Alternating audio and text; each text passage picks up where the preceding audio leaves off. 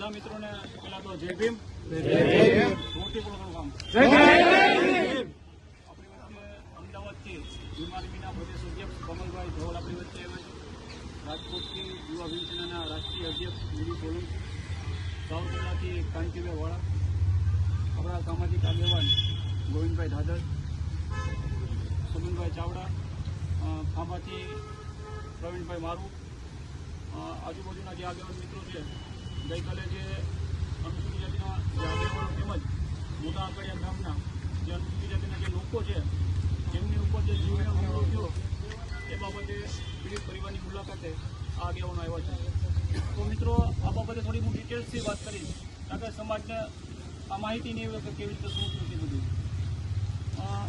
આ જે જમીન છે મોટા આંકડિયાની 1956માં હરિજન સામુદાયિક મંડળ ખેતી સહકારી મંડળે આ જમીન ફાળવવામાં આવી હતી.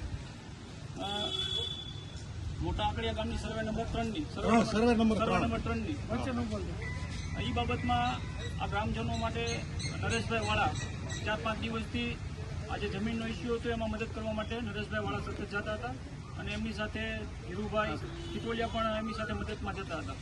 અને આ 3 દિવસથી સતત આ લોકો અનુસૂચિત જાતિની જે જમીન છે એમાં ગામના જે અવારા તત્વો છે જે એ લોકો માટીની ચોરી કરતા હોય, અને આ લોકોએ તંત્રને જાણ કરી કે આ લોકો અમારી જે 40 પરિવાર છે એ છેલ્લા 75 વર્ષથી આ જમીન ઉપર એક ચાલીના ભાગરૂપે વાવેતર કરે છે.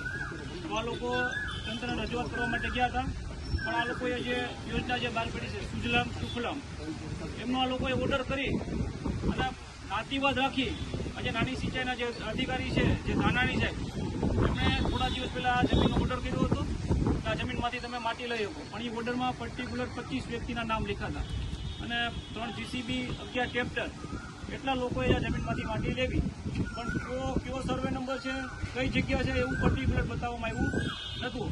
પણ ફક્ત નાતીવાદ રાખી અને જે અનુસૂચિત જાતિની જે જમીન છે છેલ્લા 75 વર્ષથી 70 વર્ષથી જે વાવેતર કરે છે એ જગ્યાનું જ ખોદકામ કરવામાં આવ્યું છે. મારી વાત સાચી છે ને મિત્રો? એટલે નરેશભાઈએ આ બાબતે ખાણ ખનીજ નાયબ કલેક્ટરને સિટી તાલુકા પોલીસ સ્ટેશનના પીઆઈ ઓફ જાડેજા સાહેબને આ બાબતની જાણ કરી હતી.